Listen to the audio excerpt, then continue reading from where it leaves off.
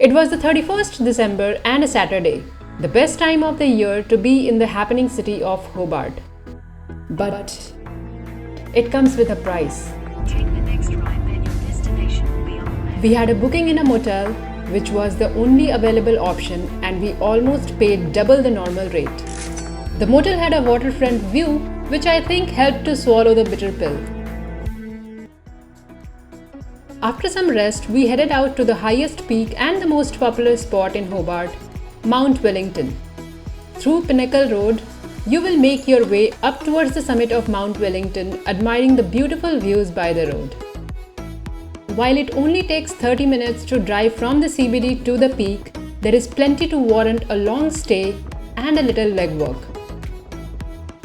From here, you will get wonderful views of Hobart and much of southern Tasmania. There are lookout platforms to get spectacular views.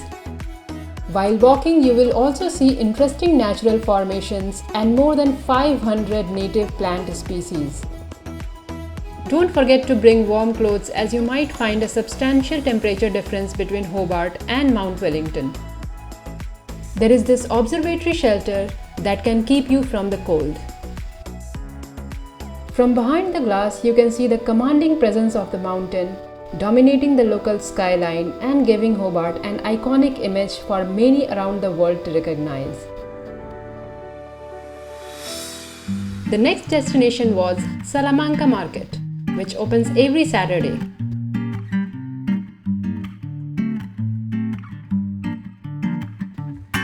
This outdoor market attracts thousands of locals and visitors.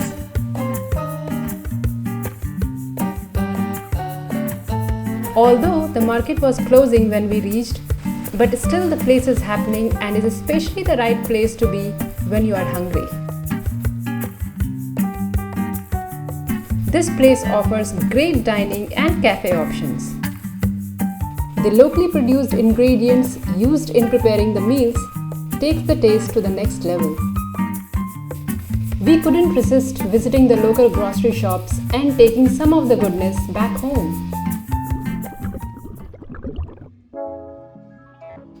The best place to spend the afternoon on a New Year's Eve is Hobart's waterfront docks. Although this harbour area is worth a visit at any time of the year, but on this day it was even more happening. That's what this next song is about. It's called Waiting for Your Call. After enjoying a nice dinner, we got lucky to witness some fireworks. We did not wait for the midnight firework though, and called it a night, as there was a lot on our list for the next day. The first day of the year on a beautiful island sounds like music to my ears. So we didn't waste any time and reached catering quite early to grab the ferry that was going to transport us to the stunning Bruny Island.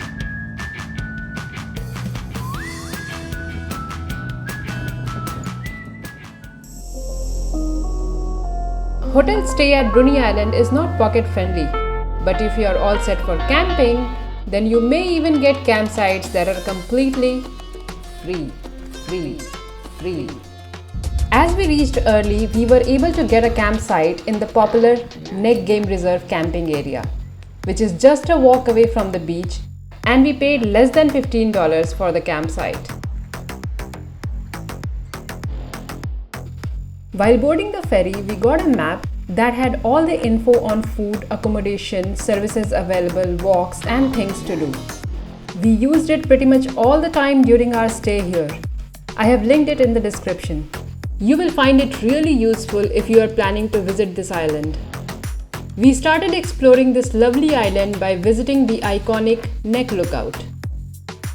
It is a narrow strip of land with a beach on either side, forming a link between the north and south ends of Bruny Island.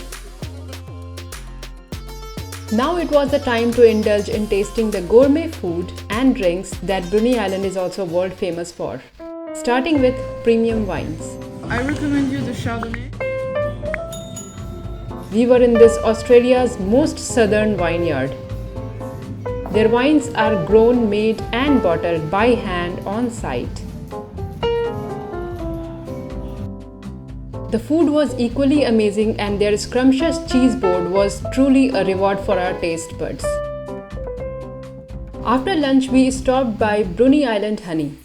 It is a bee farm where you will see the bees in action and a wide range of pure honey and various honey-based products. It's a great place to drop by and pack back some gifts or souvenirs. I like mine as sweet as my baby. She's so sweet, she's my little honeybee. In this tasting experience, the next one was whiskey and gin tasting.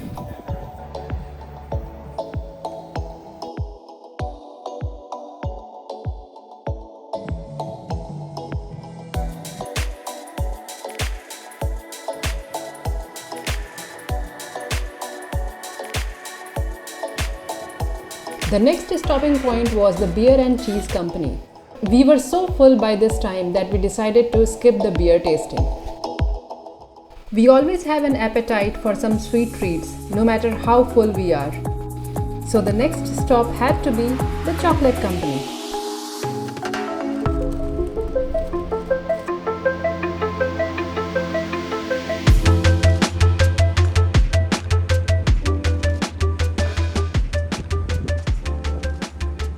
After all that indulgence, it was time to burn some calories.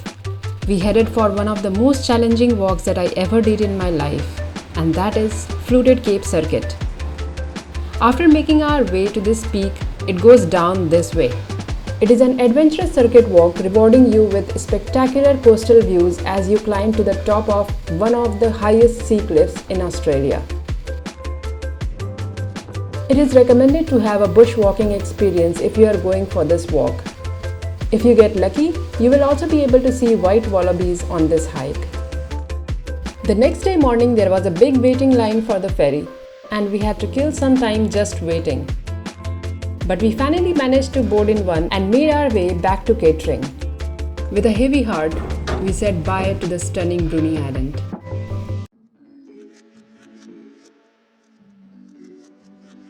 Port Arthur is around 2 hours from catering.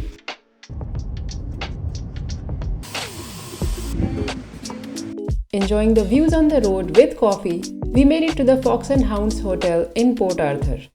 Here, a gorgeous 2-bedroom villa was waiting for our arrival. We then headed out to visit the popular Port Arthur Lavender. There is a beautiful shop at the entrance with a variety of different kinds of handmade products and gift items. Although the lavender was harvested, so there wasn't much to see on the farm. There is also a fully functional essential oil distillery here.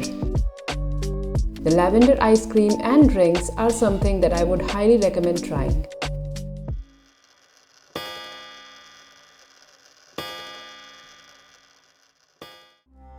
It's a national award-winning major tourist destination. It was built in the 18th and 19th century. It is the best preserved convict site in Australia. It has a dark history and spine-chilling stories. It is World Heritage listed Port Arthur Historic Site.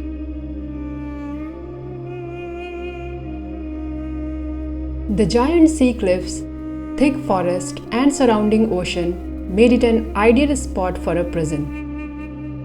Port Arthur was the destination for those deemed the most hardened of convicted British criminals, those who re-offended after they arrived in Australia. The whole penal colony was a place for experimentation.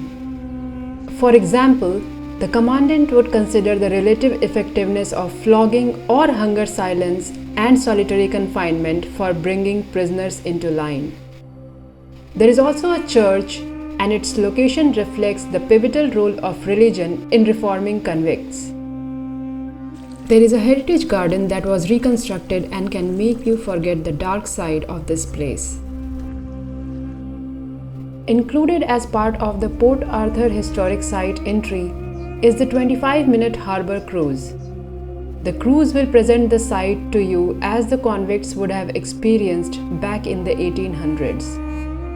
It will take you closer to the Isle of the Dead.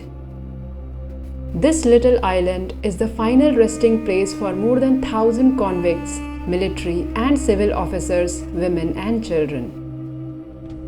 After disembarking, we headed to Point Puer.